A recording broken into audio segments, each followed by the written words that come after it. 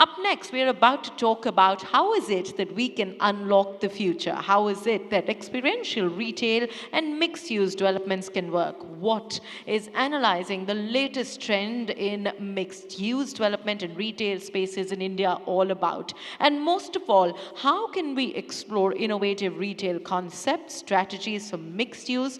Not just that, but at the same time, assess the investment potential and the risk associated with mixed use developments and retail in India's real estate market. Touching upon all this and more will be our next set of panelists right here, and it is such a delight to have them amongst us. May I please welcome our moderator, Mr. Sharad Nagpal, Senior Director, Head, Retail Consulting and International Business Development, India, JLL. Let's hear a round of applause as he joins us on stage. May I also present to you Mr. Harsh Bansal, CEO Founder, Unity Group in Vegas Malls. Let's hear a round of applause from my audience as I welcome Mr. Rohan Anand, Director, VR South Asia, Mr. Devang Sampath, CEO, Cinepolis. May I also present to you Mr. Neeraj Katoj, Senior Vice President, Strategic Expansion, Jubilant Foods. Let me also hear a round of applause for Mr. Harish M. Mirpuri, Co-Founder and MD, SNSI 067. Also joining us in this panel, Mr. Aman Trihan, Executive Director, Trihan Iris. Adding on so much more value to this segment right here are our panelists, and it is such a privilege and delight to have all of you join in. Let's hear it up for them once again as I hand over the stage now to Mr. Nagpal. All yours. Thank you. So I'll start with you, Mr. Bansal. I think we can start by talking about how does mixed use in today's context is perceived in the market. There are various concepts of mixed use which have evolved over the years, and started from office-led retail, then retail took over, then residential come retail. So what are your initial thoughts on this, and what are the advantages and disadvantages, if there are any, and what precautions one can take?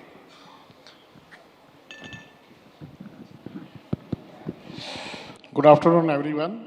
Your state on the question, I think it proves that we are running late. Yeah, exactly. So sorry for that, yeah. No, it's perfectly fine. Yeah. So it's you can say today's subject is mixed land use, and it's a very interesting subject.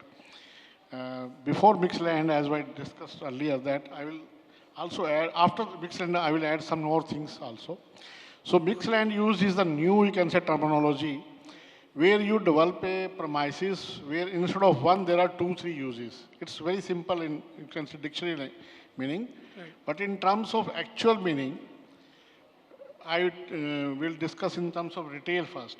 Sure. So when we are developing any retail development, it is proven that retail normally is designed for Saturday and Sunday or weekend or public holiday.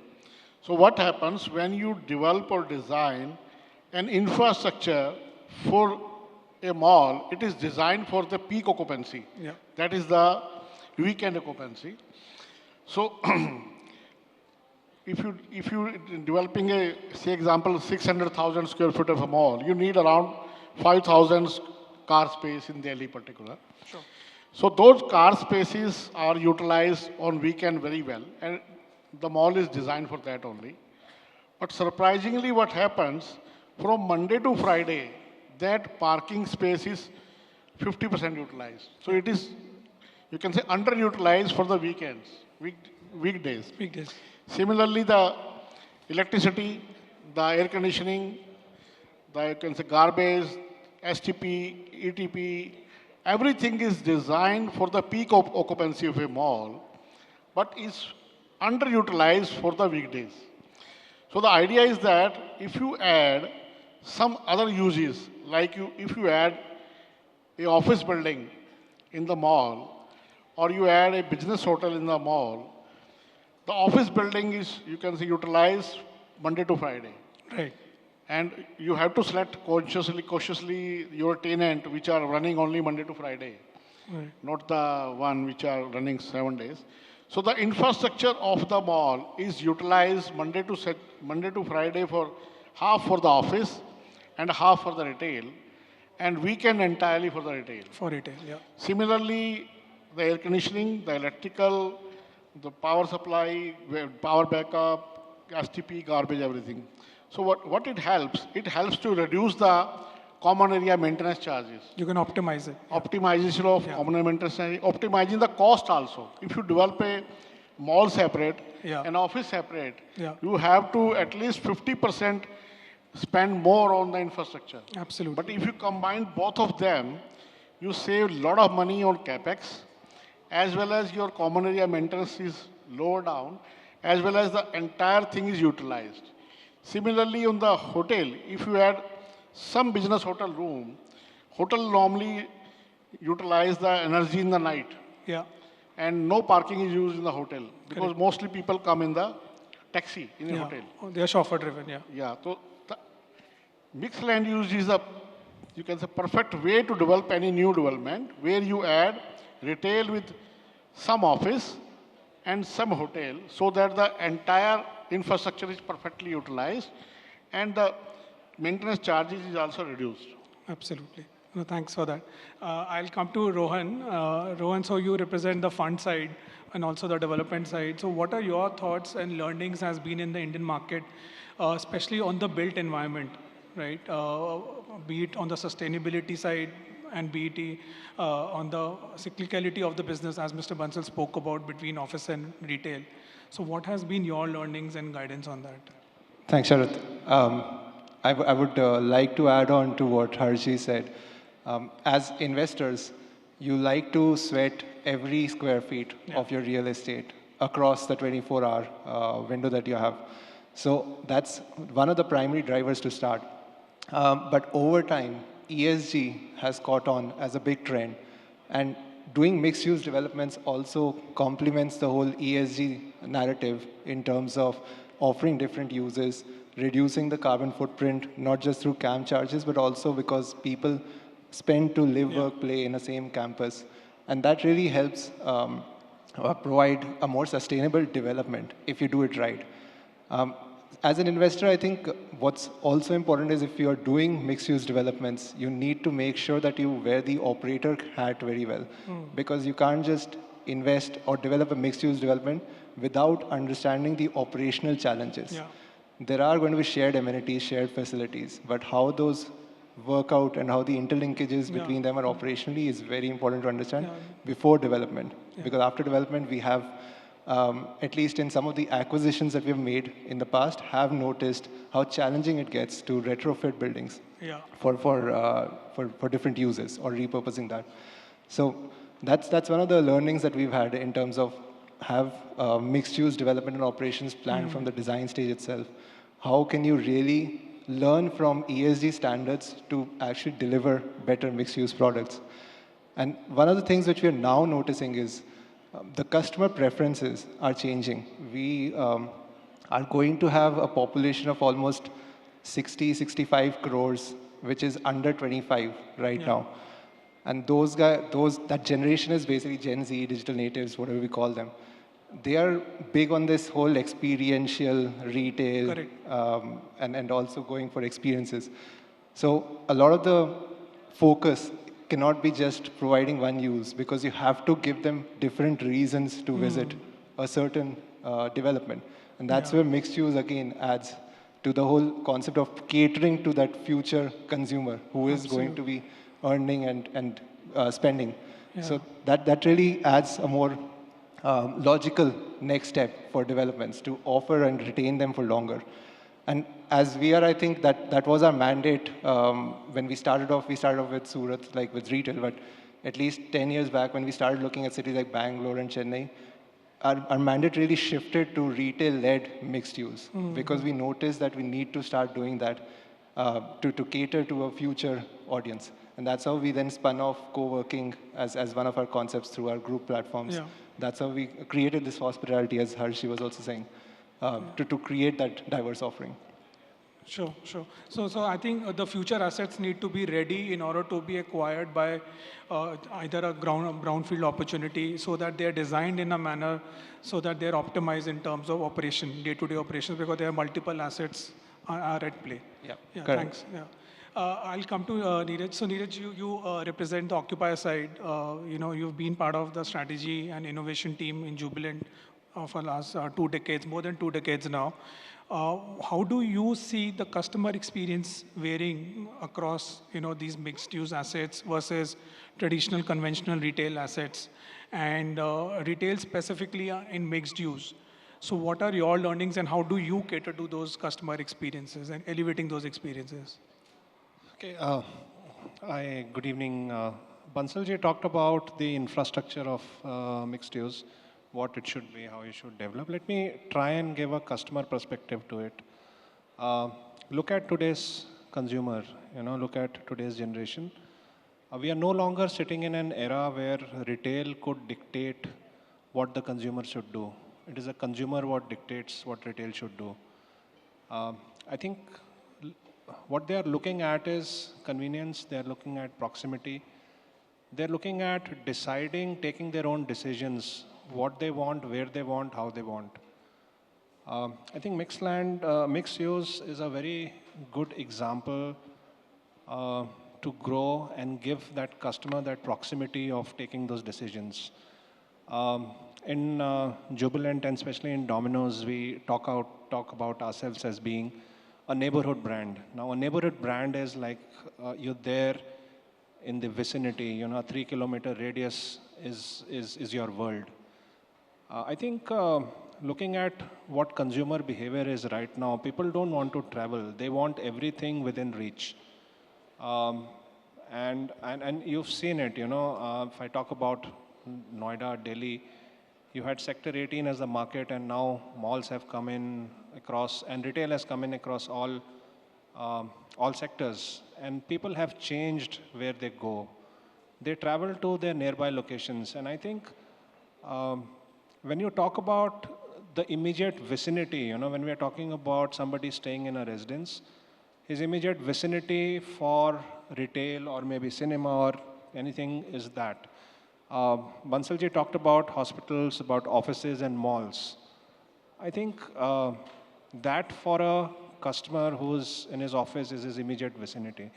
How it benefits us, I'll talk about specifically for Domino's. We are typically a delivery brand.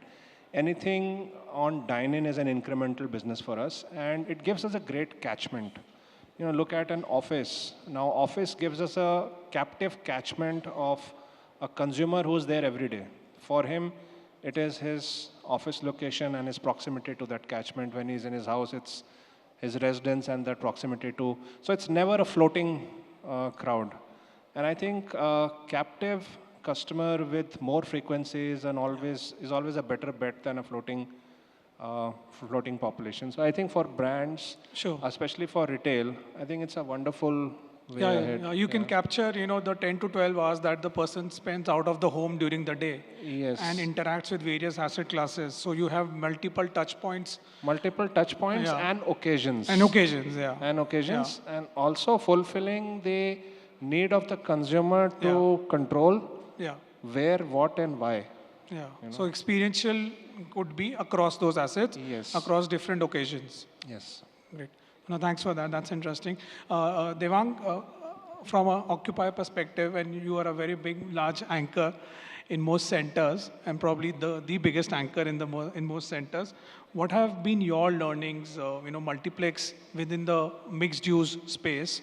And obviously, you are an experience in yourself. The entertainment is an experience category, right? So, what have been your learnings? Do you size your cinemas depending upon the population and the size of the catchment and the future supply coming in that market? Yes, Sharad. I mean, the basic fundamental of movie going, especially after COVID time, as most of us, whenever we meet at the gathering, we ask that, did you watch this movie? Initially, people used to say that, yes, we just went last week to the movie theaters, and now even Harshji is witnessing that his friends are watching those movies on OTT. So those experiences are changing. We are back to the recruitment stage. It is a fact that movie going is a next door experience. Community building is the basic fundamentals of how people want to go for their movie. Big ones are becoming real big. Small budget films are the one which are struggling. And if you look at talking about population, still we see that India is largely under screen in terms of movie theater compared to any other movie going market, wherein we release about 1200 movie titles in our multiplexes. Still, the movie going is on a declining stage, especially after pandemic.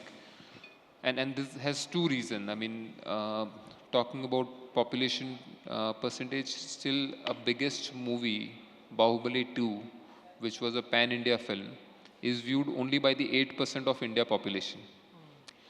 And you compare that with only Bollywood, is Three Idiots still, which is 3.5% of India population. You can say that yes, and including single screen, not only multiplex, but including single screen. You can always say that yes, that's the tax-paying population of India. But I'm also counting single screen in that, where you also see people buying movie ticket at 80 rupees and 90 rupees. So this is something which is changing. The habits have changed. Like I said, that we are going back to recruitment. And when I say recruitment is not always a pricing strategy, but strategy like this, where you have a mixed use, you have built a community, has definitely resulted in a better uh, viewing experience. Yeah. People really doesn't want to take out their car for going for a movie. Um, we have experienced that at a couple of malls that we are operating. We opened one of the cinema, in the previous presentation we heard from Nexus Malls, and when we opened in Seawood, right on the metro Yeah. station, uh, where the entire Mumbai is doing an occupancy of 35, 36%. This mall hits an occupancy of 40% when you Yeah. comparable with the comparable shows. It clearly indicates that when you have a next door experience, people do want to come in. Those the similar example at Nexus Shantiniketan. So we have clearly seen that movie going footfall definitely increases when people doesn't have to take out their car. They Yeah. don't when they don't have to travel.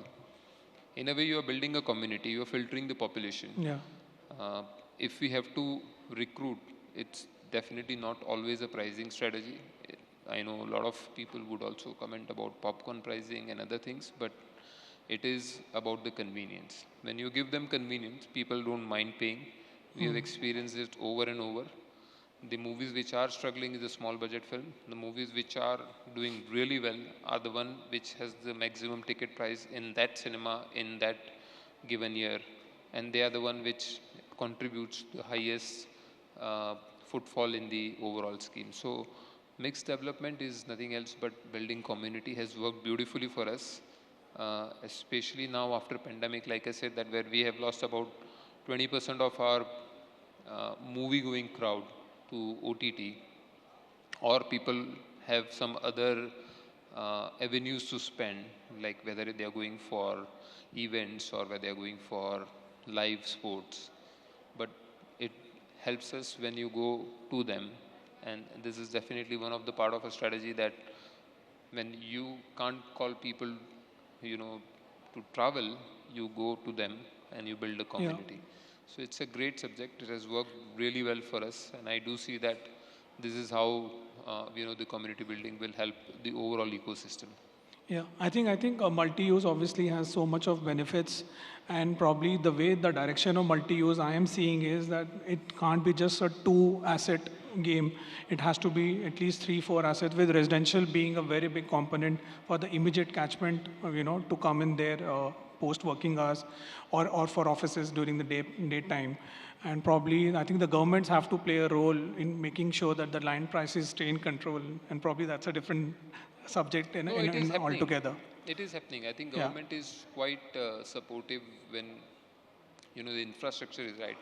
What is government concerned about? Safety and security. yeah, If that is given, even they get benefit of GST, and their revenue, the state revenue goes up. So I don't think any government is now thinking backward on, we cannot do this and we can't do this, as far as we provide the right security and safety of the audience and for the retailer, which I guess all the organized mall operator have done a wonderful job.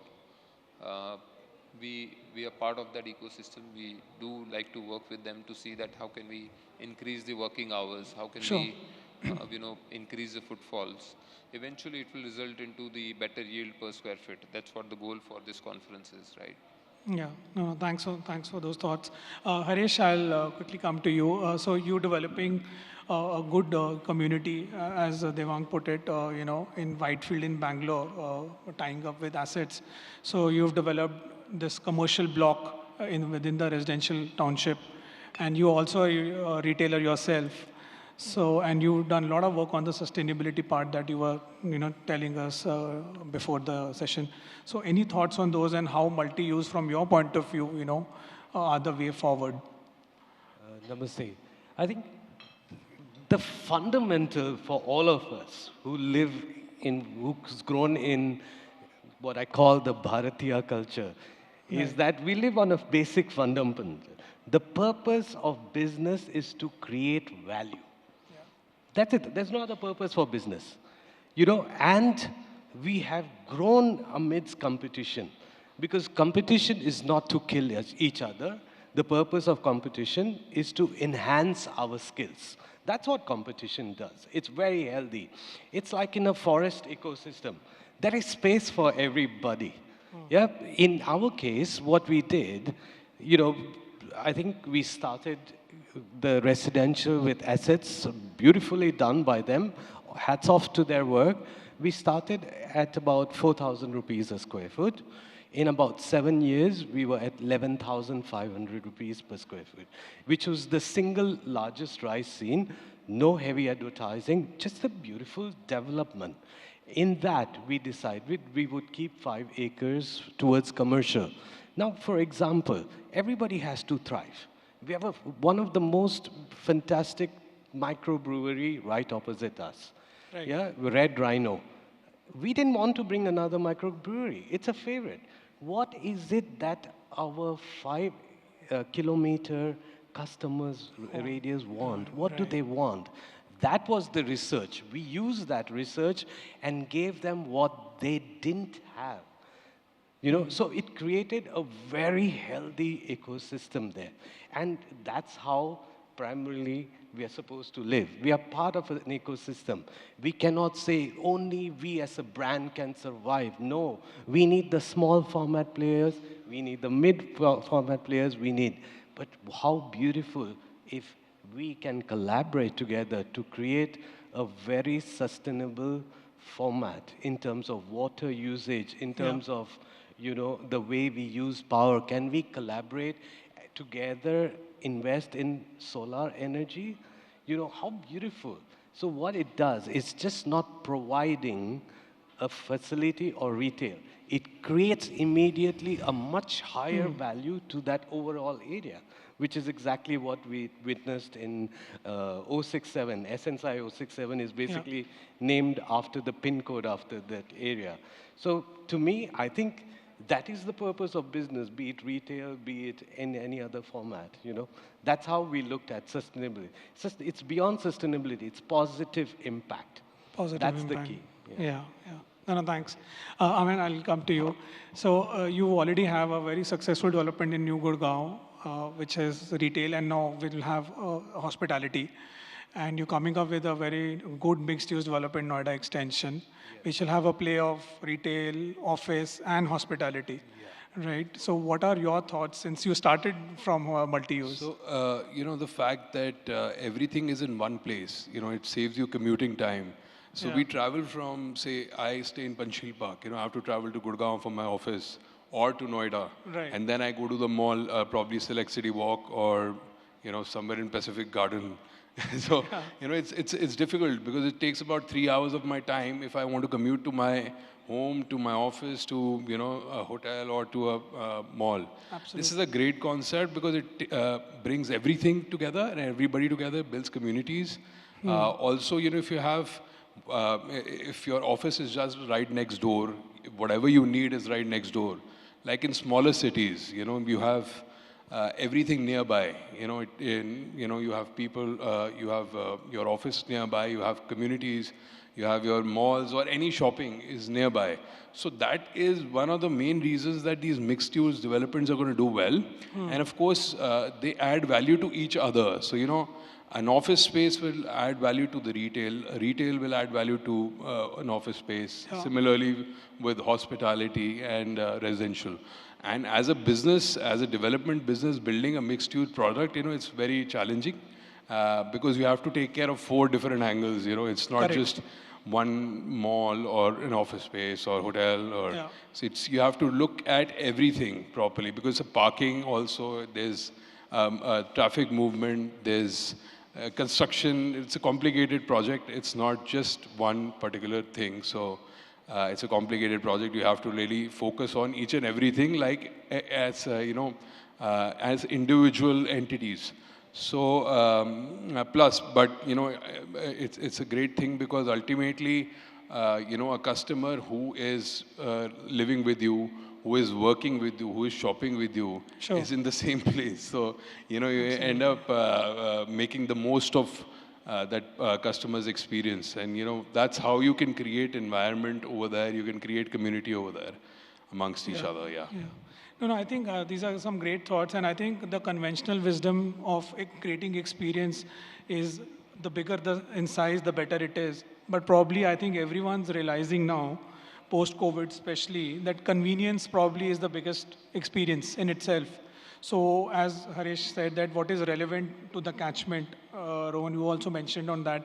So probably the optimal size could be a better experience as to something which is very humongous. So I think you have to be very relevant to the catchment, and that will define what is the multi-use, and probably that will, define further how you approach an acquisition, right? And the returns you expect from that acquisition. I think this has been great. Any thoughts anybody wants to share before we wrap up? More than welcome. Probably quickly we can talk about what are the disadvantages, Mr. Bansal, if you want to quickly mention. There are very few disadvantages. So first, I will explain more advantages. So first, we launched Vegas Mall 4 years back as a mixed land use development. At that time, we were very much worried, but it's going very well. And the mall is occupied 98%, but the office is occupied 100%. So people in the office prefer where it is in the mixed use. So what are the advantage first? Advantage that when you have an office, you have to arrange a party for your staff. Sometimes the staff achieve the target. You have to set a party. You have to, meet your customer in coffee shop. You have to buy some office wear. There are many things you after go to office you buy, like Domino's. You eat Domino pizza in office also and as well as in the mall also. Multiple touch points. Multiple touch points. So office are, best preference when it's in the mall. Yeah. Because they give a lot of advantage. They feel like in our building, Vegas Mall, most of the, March end, the parties in the all imperfecto and everywhere, because everybody hosts a party. After the success of Vegas, we launched CP67 also in Chandigarh. That's also a mixed land use, very, very successful. Yeah, you're doing a hotel there, yeah. The disadvantage is very few. I will explain that. You have to be, not disadvantage, you have to be particular choosy about selecting your tenants while leasing the office. Right. And while operating the hotel. Hotel, yeah. The first, conscious or disadvantage is that if you select a call center in a mall, this will be a big, disadvantage. Yeah, Because call center is operational on the weekend also, and in the night and all the time. That will eat up your very prestigious infrastructure in a mall. So it's not disadvantage. You have to be choosy, you have to be careful while developing a call center. Similarly, if you are adding a business hotel in a mall, you have to be very conscious about selecting a hotel, and there should be no banquet hall. Yeah. Yeah. So if your mall have a hotel which have a 1,000 capacity banquet hall, so on Friday evening you have a good movie, then there's a wedding, and Yeah. there is everything is choco block. Yeah. So it has to be a budget hotel, business hotel only, where people come in a taxi and go, no parking is used, and mall advantage, the hotel gives you compliment also because you select the hotel in in a mall where there are a lot of eatery. So Yeah. people residing in a hotel, they prefer to go to a eatery in the mall. They prefer to watch movie in the, you can say, mall. Mall. And they, while selecting the hotel room, they prefer a hotel which is in a good vicinity, good buzzing area, good vibrant area, and lots of activity are there. So disadvantages are the very few. You have to be conscious. Don't select call center. Don't select office, which are running extended working Extended hours, hours, yeah. Saturday, Sunday. So you should avoid them. And hotels, there should be no banquet hall at all. Yeah. So these are the few, Sure. you can say, conscious. No, no, thanks. I think we are living in some very interesting times. And just last bit, with the SEC Act getting denotified, we'll suddenly see a lot of, and this has started happening, a lot of office complexes, especially IT campuses, they have started denotifying their spaces, which would mean opening up more office supply into the market. A lot of developers have now come forward and said that, can we do retail also and open it to the external visitors? That completely changes the game, you know. So that's going to be another interesting use of, mixed use. I think, yeah. Like to add to this, conceptually, this is not a new concept. Yeah. Just thinking, and it struck me, and a very good example is Connaught Place. Yeah.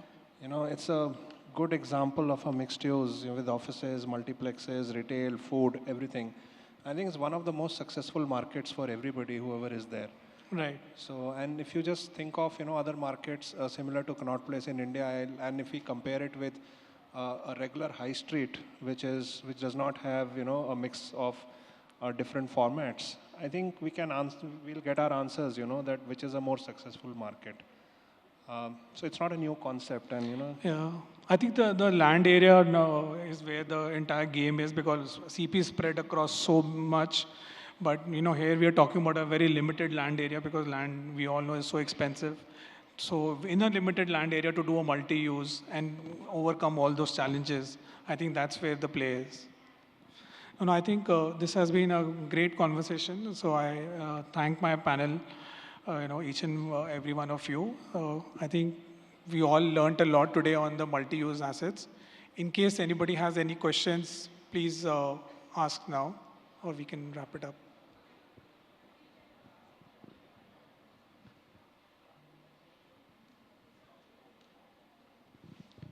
I think we're all good then.